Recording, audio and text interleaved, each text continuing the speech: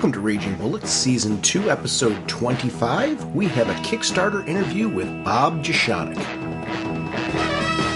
From the sleepy suburbs of Cleveland, Ohio, there are assembled the world's two greatest podcast hosts, created from the cosmic legends of the universe. Sean Whalen. Welcome to Raging Bullets, a DC Comics fan podcast. I'm a big fan of variant colors. My love for Batman is that stuff. Let's talk some comics. And Jim Segulin. How's it going, eh? You know me and Superman. I'm really loving what they're doing. Raging Bullets is a spoiler podcast. Their mission, to discuss DC Comics in books, movies, and television several times a month in 1 to 3 hour episodes. And to serve all mankind. Outstanding! Welcome to Raging Bullets. I'm Sean Whalen, drnorge, and I'm joined as always by my co-host Jim, the sensei of the whatnot, Segulin, on this episode, and I want to thank everyone for their patience with this release schedule. We are lucky enough to have been joined by Robert Jeschonek, who is an author who is doing a new Kickstarter campaign called Legends of Indie Comics. And we also discuss with him his story bundle campaign, which is called Monsters and Cryptids. And it's a bundle of really cool novels from a wide variety of different authors. These are two really cool campaigns. We had a great opportunity to talk with him about how these came about, and hope you'll enjoy hearing this particular interview. We are sponsored, as always, by DCB Service and InStockTrades.com. Be sure to check out both of those sites for an amazing deal on your comics. And without further ado, let's jump into the conversation with Robert Jeschonek.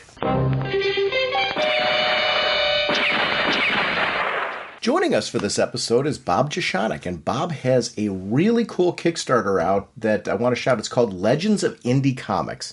And Bob, welcome to Raging Bullets. Wow, thanks for having me on. I really appreciate it. It's very cool to be here, Sean, and Jim as well. Thank you. So, Bob, you're an accomplished author, and this is an amazing project to put together because you have a who's who of indie comics, but these are legends.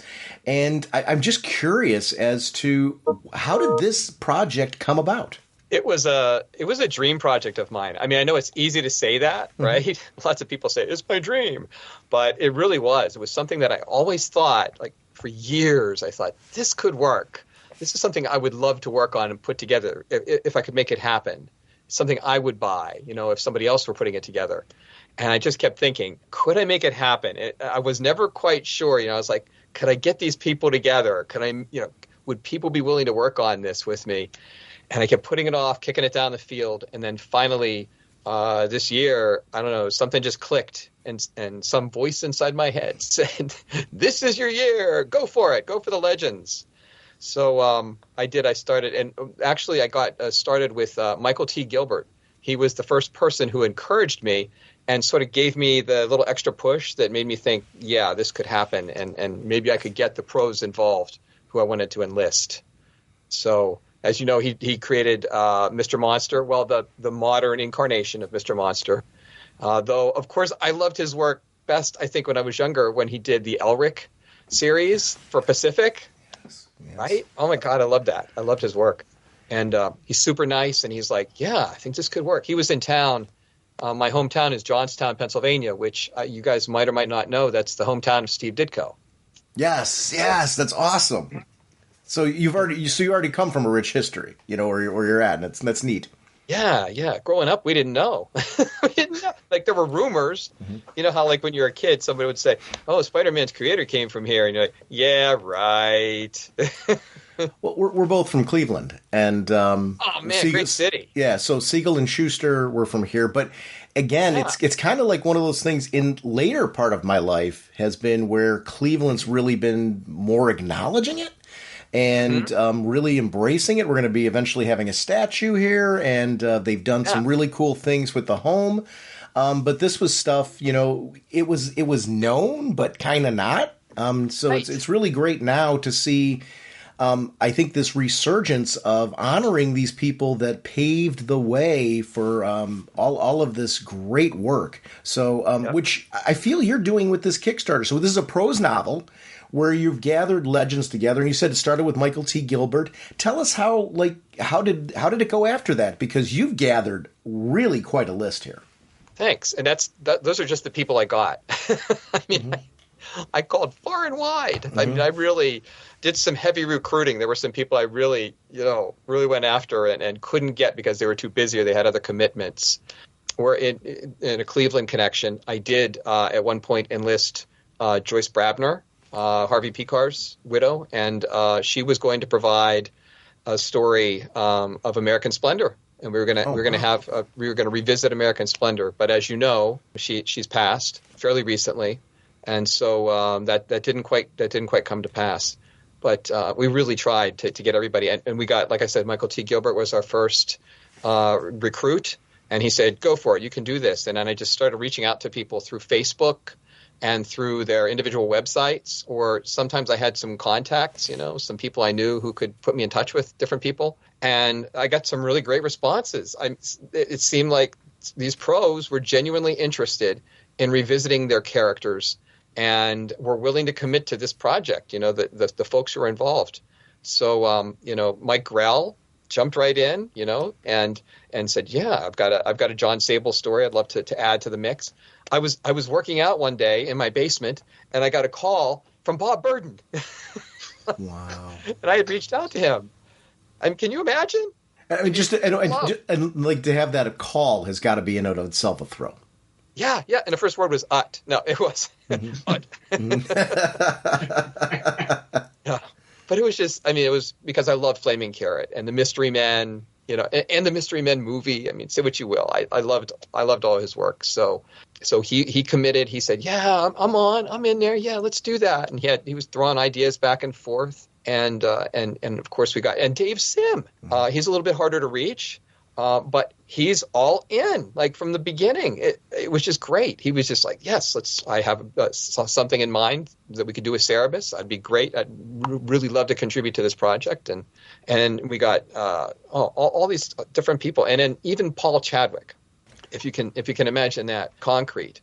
And you guys, I have a hunch, have some familiarity with these characters in the era in which they were popular. Yes. You know how huge these folks were, and like Concrete was incredibly popular and well received, critically acclaimed, and just an amazing piece of work. And just can you imagine, like Paul Chadwick? He's on board. So Mike Barron, Badger. I mean, how awesome is this? He's actually somebody I had a personal contact with because I had worked with him on an anthology that I did some years ago. And I don't even remember how I initially connected with him, but I did, and he did a story for this. It was a science fiction anthology called Space 1975, and it was like stories with a disco era flair, and of course that's like the perfect milieu for Mike and his zaniness. Though he can go super dark as well, but he has that zany satirical side. He did really well with that. So anyway, he's adding a Badger story, which I can't wait to read. So, it's been a great experience, and just working with all these different people, and also we got let me think, who else did we? Joe Staten. Oh my God, the grand old man. I shouldn't say that. Maybe he might not like to hear that, but talk about a famous, a legendary figure. Joe's done everything, and he again was somebody who was willing to jump in. He said, "Yeah, that sounds great. Sign me up. What can I do?" So he had it in his heart to do a Michael Mauser story. So I was trying to talk him into a little bit more E-Man action, but he's going with Michael Mauser, and that's great because he's a great character too. And so we're really lucky. Stephen Grant with Whisper, we were able to get Stephen to commit, and I'm trying to think who else off the top of my head. Oh my God, John Ostrander. Right, with Grimjack. I mean, you guys, did you love Grimjack back in the day? Yes. He was huge? Yes. I think it's funny. Sean's got a deeper connection with a lot of these books than I do. Because back then he was reading more of the outside of. I was reading Marvel and DC, but it's funny because I'm looking at the image, and the three that are in the center were the three I 100%. So like, oh, Badger, Grimjack, oh yes, those are the three I knew. So I was like, yes, this is going to be cool. That's the thing, and I think it really helps that we're coming at this from a place of love for these characters and these creators, and we want to see them brought back in some way. I mean, some of them have never really gone away completely, but others have not been around. We haven't seen much of them for a long time, and here we're bringing it back. Like those annoying Post brothers, right? Matt Howarth. I mean, that's a classic series, and you don't see them around much these days. Though Matt's still a working writer, he's still producing, so he's still out there in the thick of it. But we're bringing them back, and also. Oh my goodness! The Desert Peach from Donna Barr. It's another series. It's like you don't see the Desert Peach around that much. And I approached her, and she was like, "Yes, I'm in." So it's great. I'll tell you, that one has me very. I'll be honest. I've never read any of that, but I am extremely fascinated by that one, just because I'm a little bit of a history buff, a little bit of, the World War II era and all that stuff. So, actually Rommel I know about, but so I'm like, what? Oh, that looks like, that could be very interesting. I wonder what's going on with that one. So that was one that when I was reading the Kickstarter thing, I was like, oh, I want to read that one. Yep. Talk about quirky, right? Talk about a high concept. I mean, try to pitch that to somebody and you're like, well, see, Rommel had in an alternate reality, he had a younger brother and he was, a little different. And he had this whole unit of people and they hung out in the desert and tried not to do too much fighting or get into too much trouble. But it's, it's one of those things. If you're, back in the day, that was a really well-regarded series and it had a lot of fans. And I know a lot of people are going to be excited to see it come back. So it's, and then we have some newer folks, too, because we had a couple of people drop out here and there for various, reasons. That happens. People get other commitments. Things happen. And so we have Luther Strode from Justin Jordan. And that's I don't remember the exact year it was released, but it was a very popular, well-regarded, ultra-violent series. Yeah. Yes. I mean, it was the kind of series, though, like you read it, and like Frank Miller, of course, has been down that ultraviolet road many times, but Justin took it to new heights. I mean, I remember reading the first issues of that series and just like laughing out loud because it was so crazy. I'm like, he didn't go there. Yes, he did. He went there. He didn't. He pulled out all the stops there, so to speak. So anyway, he was willing to jump into the breach, and we got him. And also a guy named Javier Hernandez. He's Los Angeles area based, and Javier has been publishing for a long time, self-publishing primarily. And he created this character named El Muerto, not the Marvel guy with the name El Muerto, but a superhero kind of character, a zombie kind of character with a lot of Day of the Dead, Dia de los Muertos inflection, and sort of like a mariachi kind of costume and supernatural powers and things. And he's continued to publish this all through for many years, and it's got this real strong fan base. And I met Javier during the Steve Ditko events here in Johnstown, and I said, hey, you want to jump in here? We need somebody else. And he said, yes. So actually, there was a movie made of El Muerto starring, what was his name? Wilmer Valderrama, the guy who played Fez on the 70s show. So, it's a small world, man. But, I think we have a great team and great characters. And I, for one, can't wait to read these stories because I love these characters and these creators and their work. So I'm so excited. The beauty about this is, even if there's only one story that, you're like, hey, I've got this personal connection to either this creator or this particular story, this is a great vehicle to get exposure to all of these great works. It's a great jumping on point if you've never, because these are amazing, legendary characters. Through that, actually, encompass a variety of different eras. So there really is an easy jump on point for anybody to really grab this work and get exposed to some really cool creators with some very, very diverse story ideas. I mean, this is going to be a page turner in and of itself, just because when you get done with one story, you're going to jump into something that is completely different. And I love that kind of stuff. It keeps it moving. It keeps it exciting. You never know what quite you're going to get next. And this is quite a collection. That's the goal, because I have a unique point of view myself, as I suspect you two do. I like unusual things and surprising content, surprising stories, and so that's what's going to happen here. And I'm really putting a lot of effort into molding these stories, pulling them together, and making this book as surprising and rewarding as possible. Not just for, as you've said, for folks like us who know these characters from the old days, back in the day, but also folks who are younger or even who were around back in the day and just never were exposed to these characters or these creators. It's a great opportunity for them, for younger people, I think, especially to jump in and say, "Oh wow, this is cool. What's this guy with? He's got a carrot head. What the heck is that all about?" And so we're trying to introduce the characters like on our social media and talk about them and putting up some TikTok videos, like character profile, flaming carrot, powers, this, that, and the other thing, having kind of crazy music playing in the background. And I think that helps, I hope. Yeah. It's absolutely fantastic.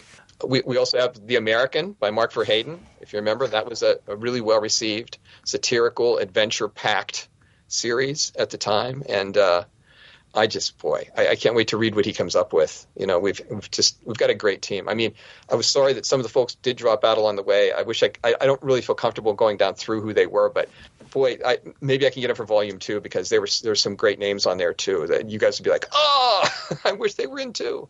But that's the nice part about doing a project like this, and it's one of the reasons why when we were fortunate enough to get connected about doing this kind of conversation, absolutely, I want to talk to you about this project. I want to read this project. So selfishly, that's my goal off of this. It's like, wow, so cool to connect with you. So I know that this is a thing, but I want to share this with others, because I think if you're listening to this and you aren't jumping on this Kickstarter right that way, you're making a huge mistake, because this is great work and I want to see a volume 2. And the only way you wind up with a volume 2 is if volume 1 comes to fruition, is successful and provides the doorway and opportunity to do this type of thing again.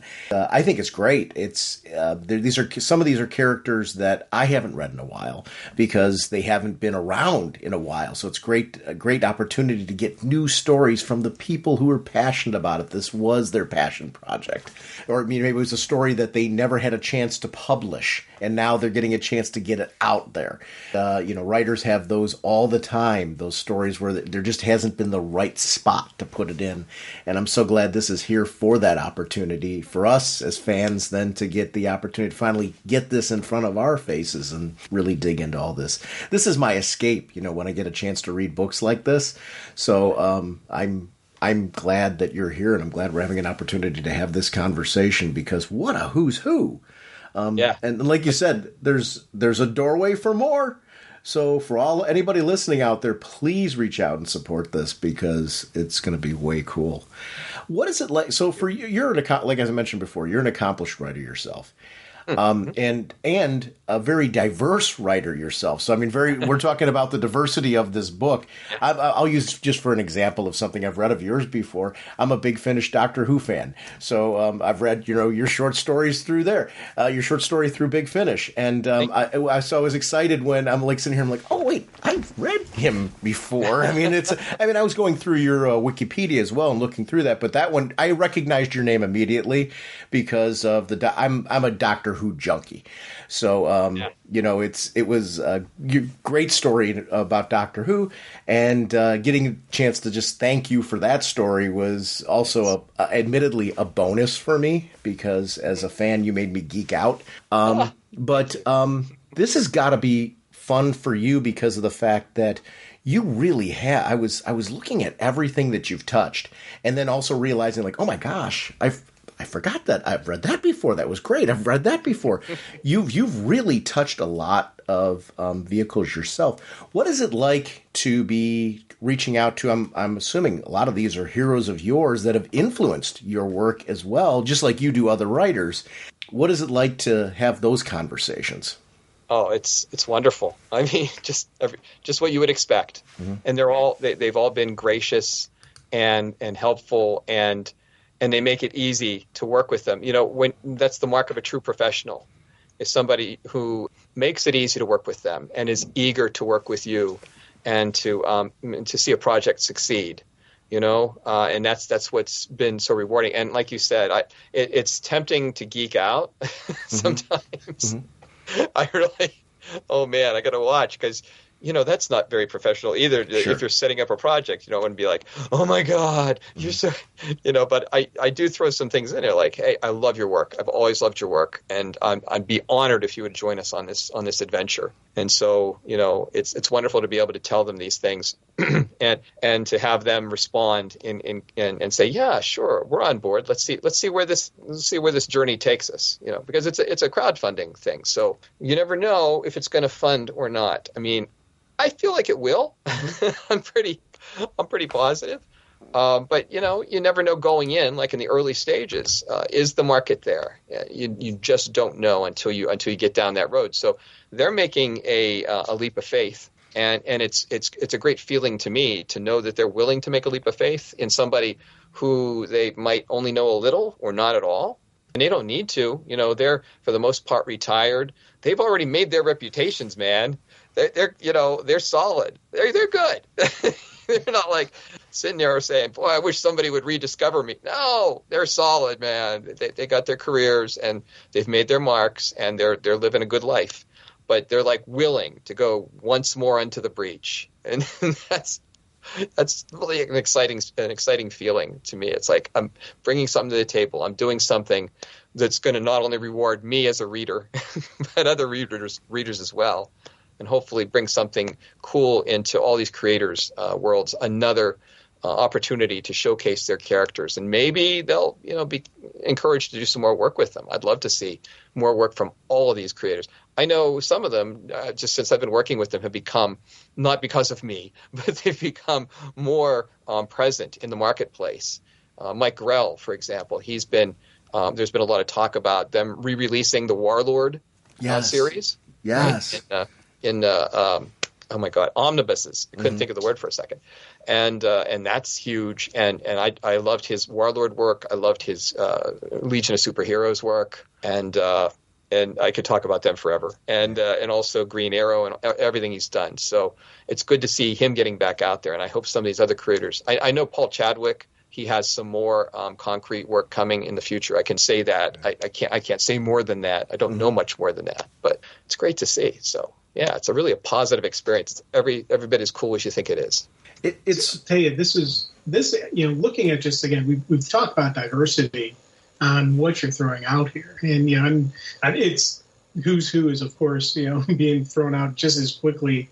But I really do love how all the stuff we've got going through. We've got a nice variety here. This has got a taste for everybody.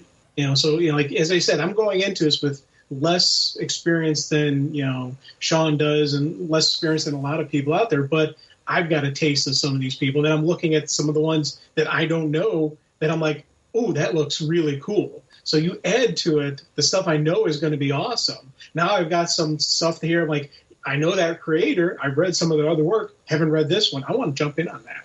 So this is something that I'm really loving and looking forward to. I've got a lot of energy going towards this thing, man. So kudos to you, especially kudos on the fact that some of these were cold calls, man. That's impressive, because the cold call, that's got to be a tough one to do, especially when you're calling somebody that you're like, okay, let me get ready here. This is somebody big.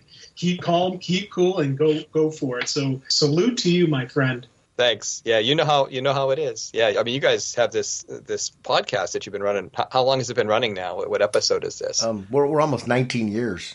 doing this. Oh my God. Yeah. So we're doing like a season 2 now. We used to be strictly a DC Comics podcast back in the days when comic podcasting was just getting started. Nobody had like broken down and done like individual companies and things. So there wasn't a Marvel or a DC show at that point in time. So I chose at the time what was the underdog out of the two. There was already Indie Spinner Rack and things like that were out there back in the day. So for us with season 2, what we decided to do is, with how long we've been doing this, we've been doing it for 18 years, we decided to branch out. We had always done like these we called them pop culture and whatnot episodes where we got a chance to do books that were outside of DC. But we decided to just rip the Band-Aid off and now just completely open up the podcast. And for both of us, it's been kind of reinvigorating just to be able to talk about anything and everything, leading to episodes such as this. I mean, where we get to just, instead of calling it a special episode, it's just part of the show. This is what we do now, which is really great. But I've been a lifelong comic fan. I mean, this is this kind of stuff, being able to connect with creators such as yourself who come in with a vision. I mean, you're a writer who's written so much and put out so much yourself, and then like being able to say, I have this great idea for a book I want to put together, and let's see if I can pull this one off. That's got to help though when you're pitching this to other creators. Is you're an accomplished writer yourself. You've got a vision. You know how to get that vision from start to finish because you've done it many times before yourself. That's got to be helpful when you're putting something like this together. Yeah, absolutely. And as I mentioned earlier, professionalism is important, and that's something that comes with being a professional. Working in the field for a while and knowing the ins and outs, knowing what points you have to hit and how to approach people, how to talk to them about a project, how to bring across your excitement, your enthusiasm, while still hewing closely to the salient points related to the production itself and the fee structure, royalty structure, contracts, all that stuff. So it's so that definitely helps that I've been working in the field and also not just as an editor or a publisher, but also as an author. I can talk to them creatively and say, well, you could consider this or you could try that, and also I can assure them that I have a creative approach to editing. That I know as an author how to approach it, and that I'm not going to be just looking to stamp my fingerprints on everything and tear everything apart just to show my know-it-all approach to things, because that's something that doesn't work. I'm going to go in there with respect for the work and the ability to the willingness to improve it if possible. Though, I mean, with this team, I mean, what can you improve? I mean, that's pretty much. I think I'm going to have an easy job editing this thing. I just have a hunch. That's awesome, though. For people listening to this that haven't done Kickstarters before, haven't gotten involved in crowdfunding, there's ways you can help out. Please make sure, first of all, to shout this out. It's one thing for us to be shouting this out on the podcast, but we're, basically this has got to be a spider web. Not everybody listens to our show. If you're a listener to this show, the best thing you can do right now is get the word out. Shout this out on your socials. Even if you pick up one more person from that, it's somebody else who, that may be a fan of comics that didn't know that this project existed, and you can point them to it because it's something they're going to have some joy in reading. So please shout this out. Just because of the fact that that's just a great way to help out with the project. There's tons of ways of backing the project, and one of the incentives of backing the project is the fact that, like any of these projects, they have stretch goals, and there's opportunities for the project to increase in scope based on if it achieves certain funding levels. So please don't hesitate to jump on the project, get others to jump on the project, because if we're doing that as a team, we keep raising the bar on what this.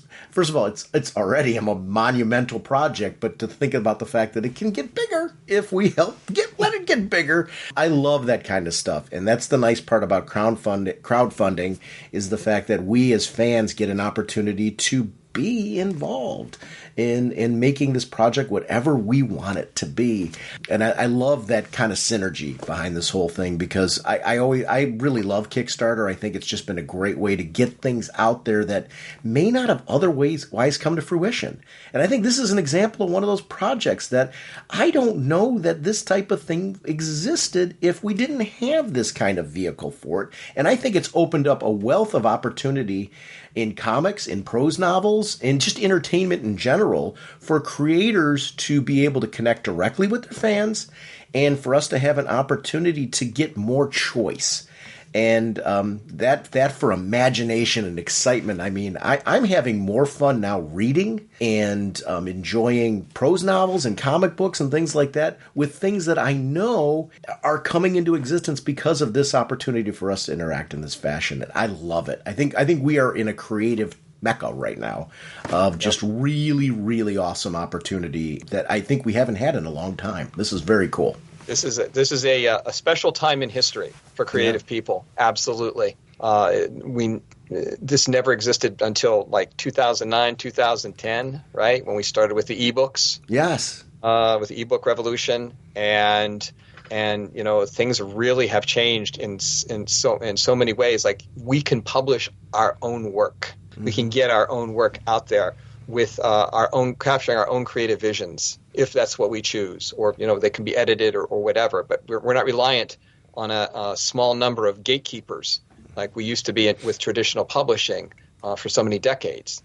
This is a new time, and it's really within anyone's grasp, which you can see from all the publishing that's happening. If you look on Amazon, I don't know what the numbers are today, but there's just thousands and thousands of new titles being generated every day. And Kickstarter, look at all the projects. And also the other crowdfunding platforms, Indiegogo and Zoop. Mm-hmm. It's another comics, really has a strong comics orientation.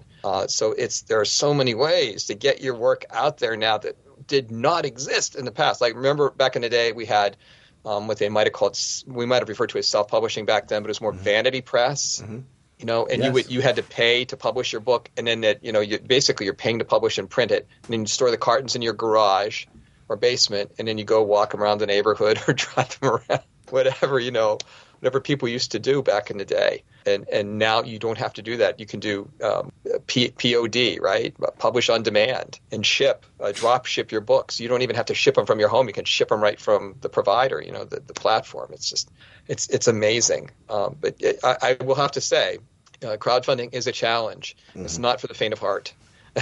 I know there's a lot out there, and it looks like, everybody's doing it. It must be easy, but it's not. It's so time-consuming. Yeah, actually, I think that's one of the things that it's really important where we as fans can help out. I think our goal at this point as fans is to be able to, let's get the word out about this. Let's support it ourselves. It's a nice part about crowdfunding is there's lots of different ways to support. It's very easy to jump on a project and support it from the smallest amount to the largest amount, depending on where you're at right now. Like I said, always an additional avenue of support on top of financial support is also getting the word out.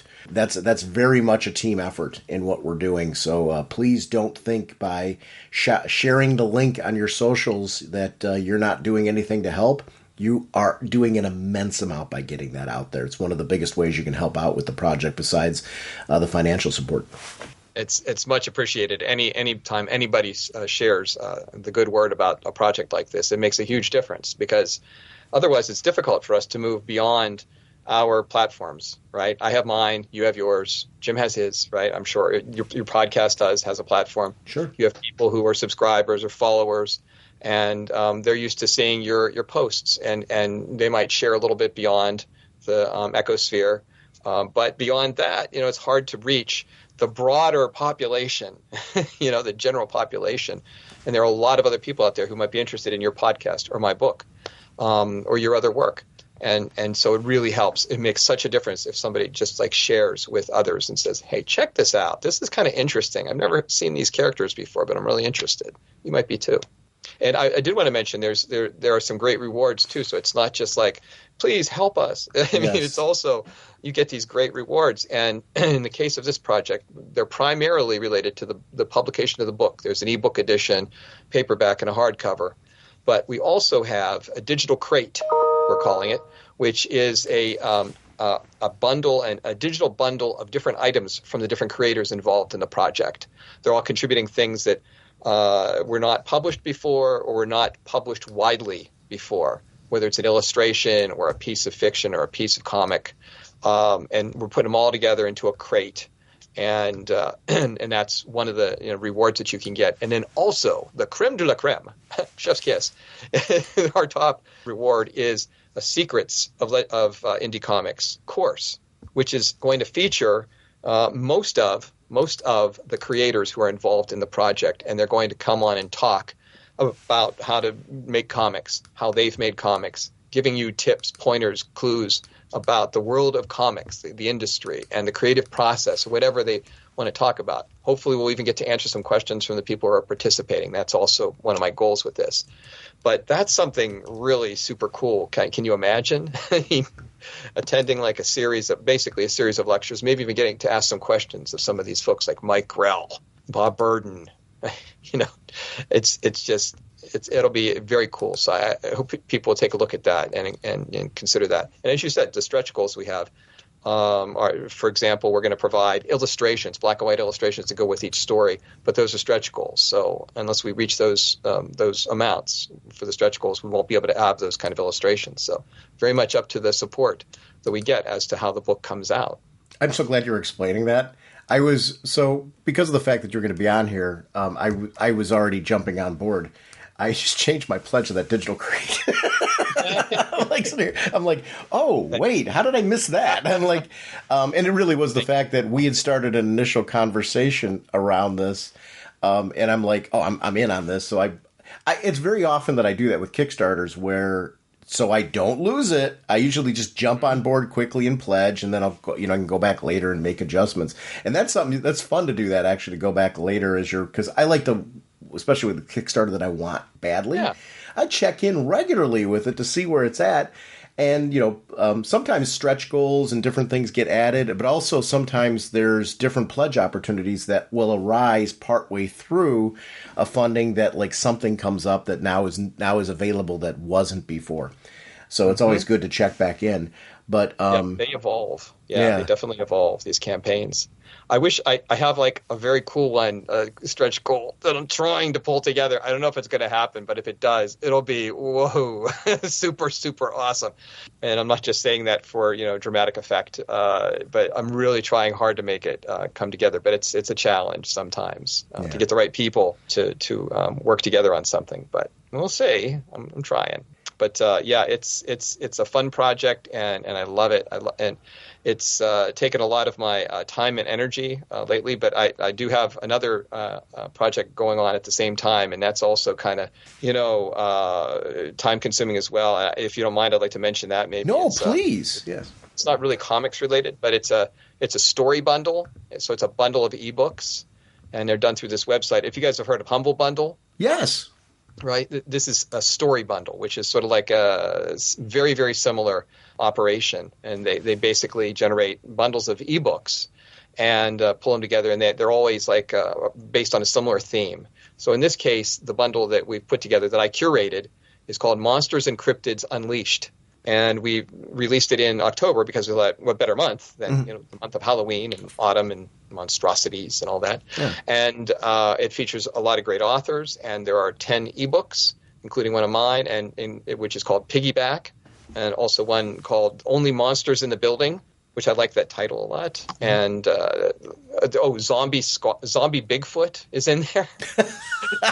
there's a bunch of cryptid books, and we have a book by Ramsey Campbell, who's like the great British horror meister, right? He's one of the biggest names in British horror, and we've pulled them all together into this bundle, and so it's on sale. And it's really the same period of time as the Kickstarter. So by the end of the month, it will have ceased to be available. So they both wrap up on the 30th and the 31st of October. So, if your listeners have a chance to check that out, it's storybundle.com/monsters.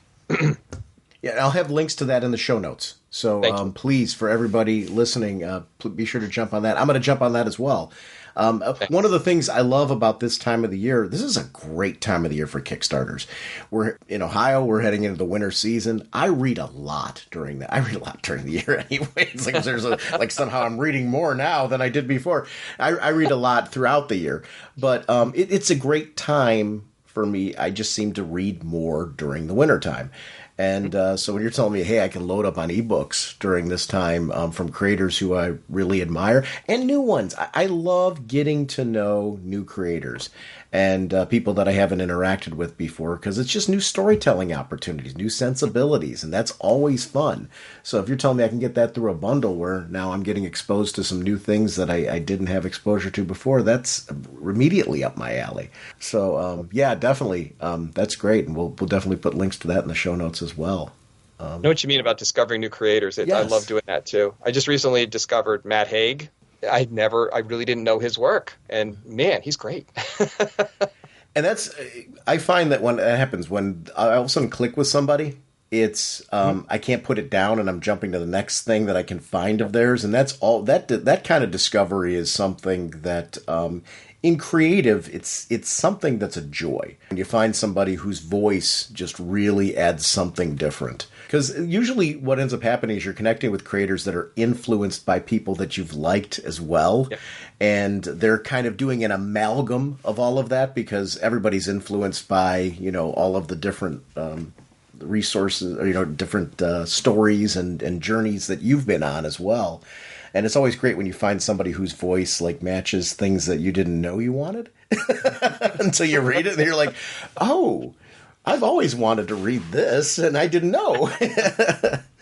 So that's where these are great opportunities. I'm glad you shouted that out because that's something that's right up my alley as well. And I think for our listeners as well, we're all fans of pop culture and geek culture, and that I do think is something that's really unique right now. I think that there is this.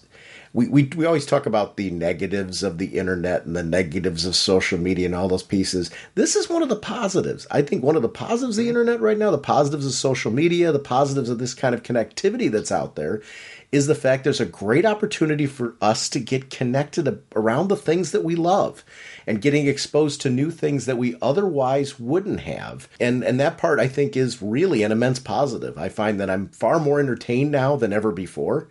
And I think we need to really embrace that part of what we're getting out of the internet experience.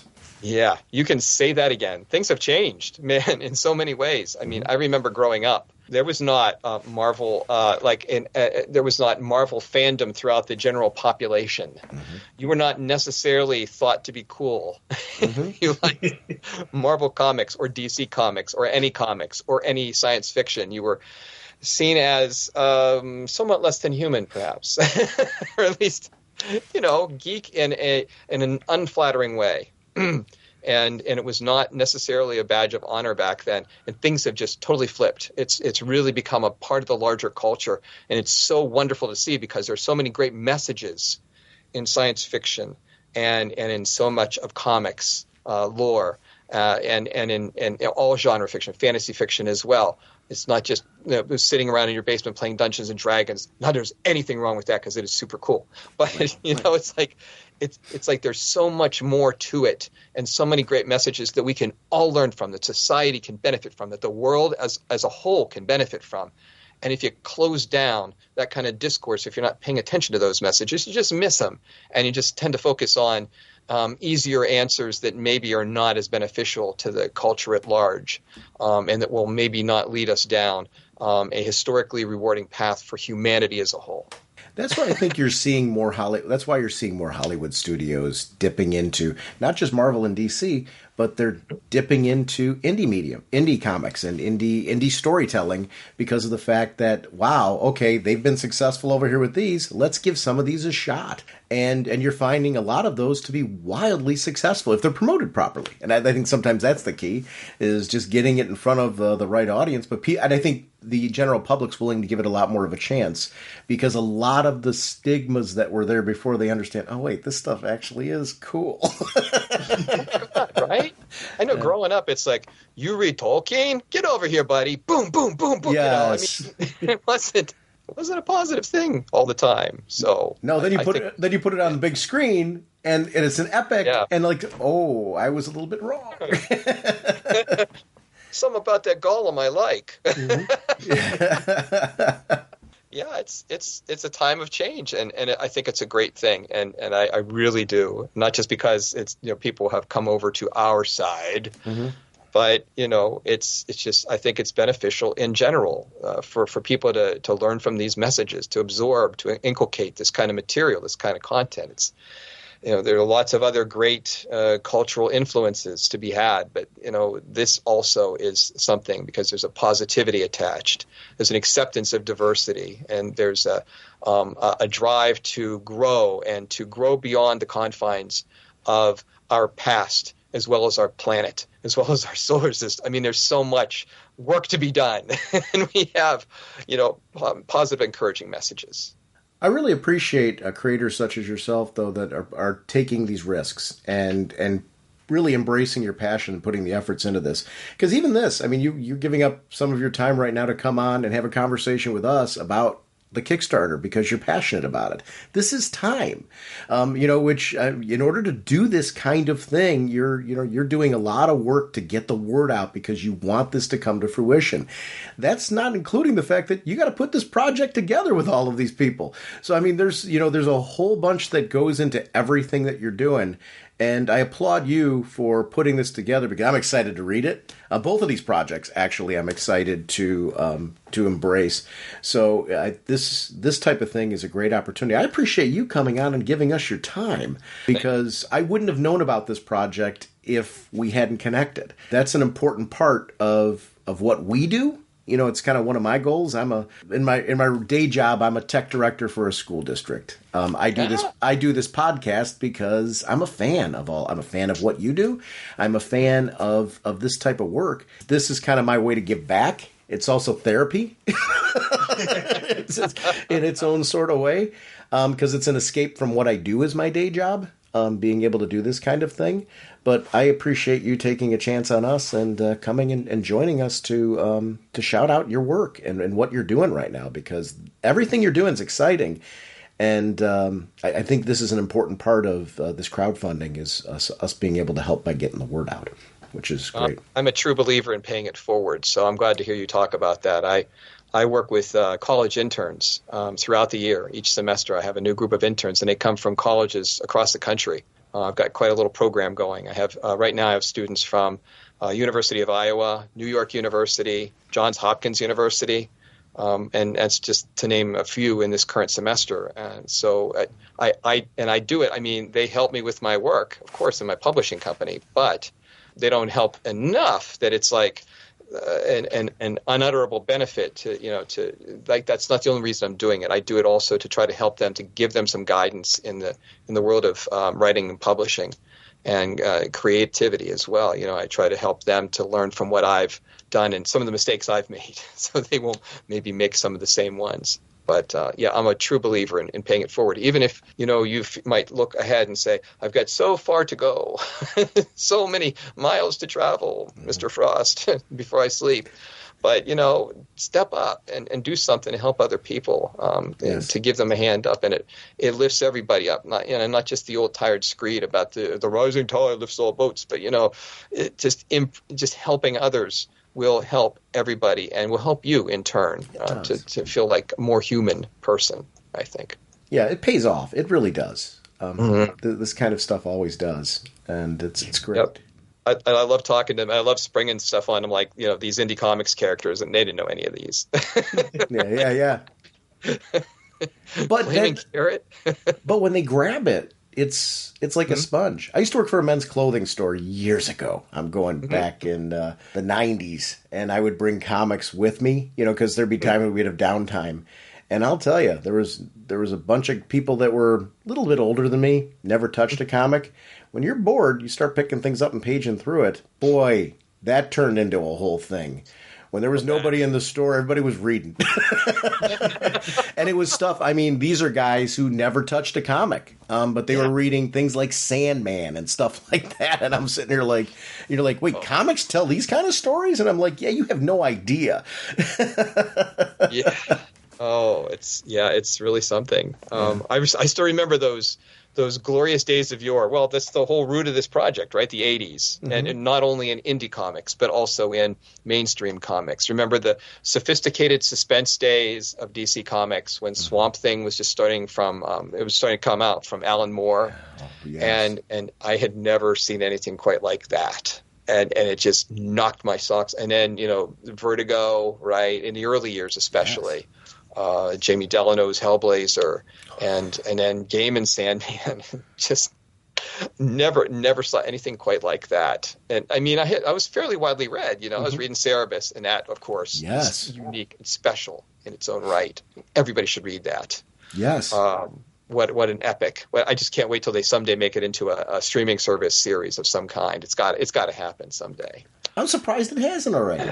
I know. It's just what a work. Like I just recently was not doing a full reread, but going back through and flipping through some of the old phone book collections of his individual issues, and he really achieved something there. It's beyond comics. It's literary. Absolutely, it's just really astounding. And anyway, so back in that era, remember, Sophisticated Suspense, Sandman, Swamp Thing, Hellblazer, Shade the Changing Man by Milligan.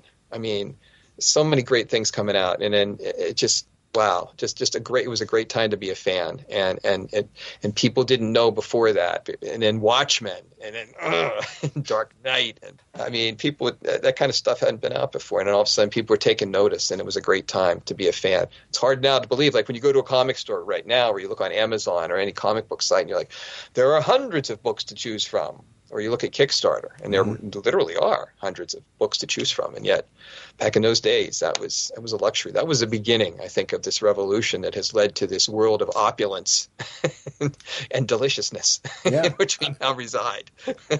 I agree. I think it's they open the doorway for the fact that these mediums can tell any kind of story, and people will gravitate towards it, and have immense fandom to it, where to this day we're still like, as you were throwing everything out, I was going to nod and oh yeah. It's like and it was you kept during that era. What people don't understand is you'd think like, well, nobody else can do this, and then the next book comes out and like it's another creator, and they're playing around with the medium, and they keep raising, to your point, they keep raising the bar. And how about when you first read Howard Chaykin's American Flag? Like that was like out of nowhere. Yes. And I know it wasn't. It was influenced by other. Yeah, I get it. But man, pulling all those elements together into one series, and it was so strong. Have you read it since? I mean, it's still solid. Yes. It's still a great series. And visually, it was an example of something where both in prose and the visual component of it was something that was very unique. And yes, you're right. There's clear influences there, sure. Like anything has clear influences, but it's putting them all together that makes it something special. Mm-hmm. I know. I still remember discovering that book, and I was like, "What in the blank is this? Yeah. Oh my God! I want to live in this book." I just read it and again and again and again. Talk about binging, just binging on single issues over and over. I mean, it was a great time to be a fan. And just as it is now, I mean, we've got so much great content out there and so many great creators to discover. It's amazing. So, Sean, I'm with you. You and Jim, you guys are doing a great thing, bringing other creators and work to people's attention. I'm glad you're doing this. I'm grateful for your podcast. Bringing this back because I want to make sure that we bring it back to the book, Legends of Indie Comics. Everything we were just geeking out about right now is what this is. That's what really this is all about. It's getting together some of the greats and having them share prose stories, passion projects, maybe stories that maybe were never released before, or a chance for them to revisit a character that they haven't revisited in a while, to get it in front of you again. It's just, to me, is the sheer excitement of all this. I'm excited for people listening to this that haven't read some of these characters before, getting to experience them for the first time. If these are old favorites of yours, it's a chance to I can get a new story with this character. That in of itself is just super exciting. You mentioned Cerebus before. I'm like, yeah, more Cerebus. All right, get that going. It's a who's who. So definitely, if you haven't had a chance to support this project, please look at our links on our show notes and on our website, and be sure to support this project. Please shout it out. Support both projects. We're going to have links in the show notes for both of these wonderful projects. October's a great month for reading. And Bob, is there anything that we have, anything else you want to shout out? How can people find you, actually, that are listening to this podcast that haven't had a chance to connect with you? What's the best way that you'd like them to follow what you're doing? Well, they can check out my website, which is bobscribe.com. And there are links from there to all my social media and all that. Or you can just look me up online. You can look me up on Facebook, Instagram, Twitter, X, whatever that is now, and Blue Sky. I'm out there. Just look for Bob Jeschonek, or just Google me. You'll find me. I've got lots of stuff out there, and continuing to write and publish all the time. I always have new projects in the works. I do some work for Ahoy Comics. I've written some comics for them. It's also some fiction. Hoping to have some more in there pretty soon. I have one in a new issue of Babs, written by Garth Ennis, which was kind of cool. It's a great honor, because I love Garth. I mean, we could talk about that for a couple of hours. But I have a story in Babs #2, prose fiction story. So, and it's crazy. So I think people, if you like offbeat stuff, if you like the Umbrella Academy, things like that, I know you'd love my work. And I write a lot of science fiction. I'm published in every issue of a magazine called Pulp House, and it's a monthly magazine. So you can find my work in there, my stories, and just look me up on bobscribe.com, and you'll find my books, because I always have new stories coming out and new projects. I did a Kolchak the Night Stalker story for Moonstone, which was kind of a lifelong dream, another dream. I've had lots of dreams. and it was a lot of fun to write. And also a Green Hornet story. I did one of those recently. I do a lot of original fiction too, just in my own universes and crazy things. So I hope people will seek me out. One of the things I love about talking about creators such as yourself and enjoying your work is you feel the passion in the work. It's you love doing this. And as readers, I think when somebody loves what they do, you feel it in the work. And it's really great to have the opportunity to talk to you. It's great to have an opportunity to not only share some of your current projects you're working on, but just to talk about some of your work, and just hear you talk about it is making me geek out. I immediately, when you reached out, immediately recognized you from, like I said, Big Finish Doctor Who. Wasn't the only place I've seen your work, but it was the one that stood out for me because I'm a Doctor Who geek.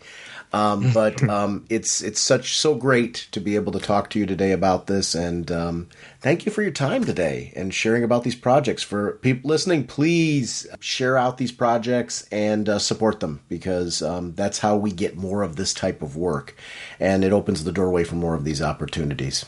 Bob, thanks for your time today. Yeah.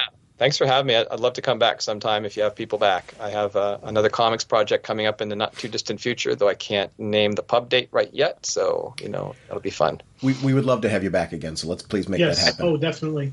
Or just talk about geek stuff. I can do that for a couple of hours. Mm-hmm. Just kick back with some hot cocoa. I like it.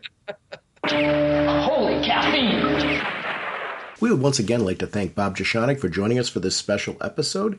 Remember that you can check out his Kickstarter campaign right now, Legends of Indie Comics, Words Only. You can also check out his Story Bundle campaign at storybundle.com, Monsters.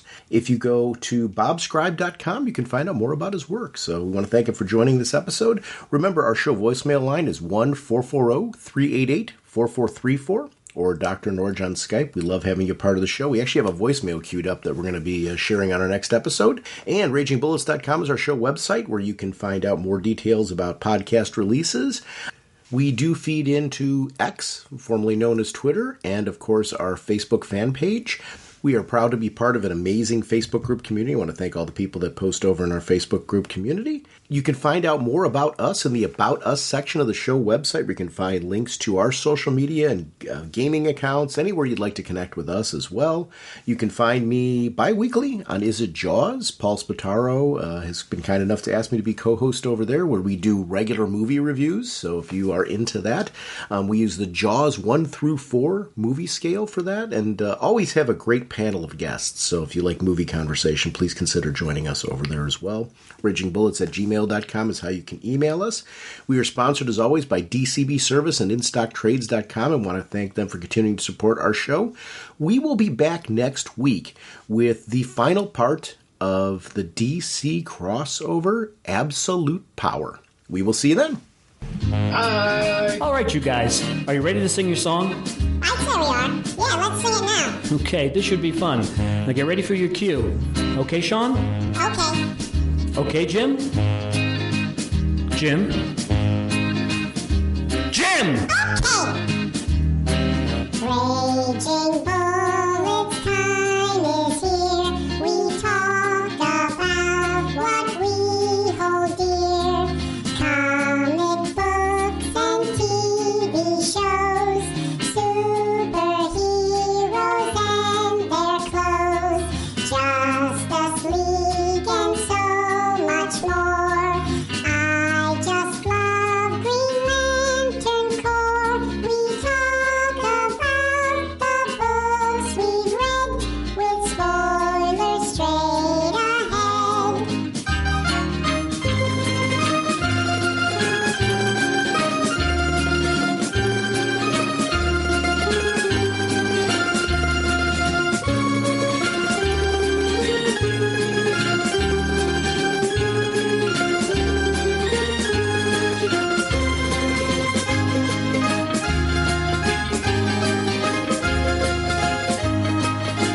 Okay, fellas, get ready.